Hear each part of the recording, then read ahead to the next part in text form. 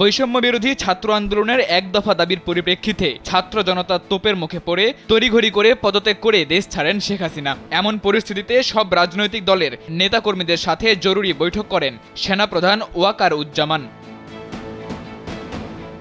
সোমবার দুপুরে সেনা সদর দপ্তরে সেনাবাহিনী প্রধানের সঙ্গে বৈঠক শেষে দেশবাসীকে শান্ত থাকার আহ্বান জানিয়েছেন বিএনপি মহাসচিব মির্জা ফখরুল ইসলাম আলমগীর। বৈঠক সুন্দর হয়েছে বলেও জানান তিনি।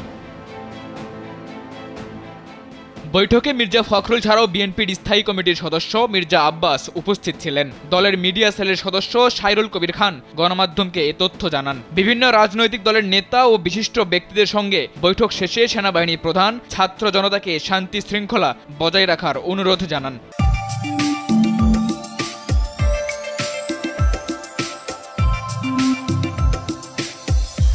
তিনি বলেন, আমার উপর আস্থা রাখেন, একসঙ্গে কাজ করি, দয়া করে সাহায্য করেন, মারামারি সংঘাত করে আর কিছু পাবো না, সংঘাত থেকে বিরত থাকুন, সবাই মিলে সুন্দর দেশ গড়ব।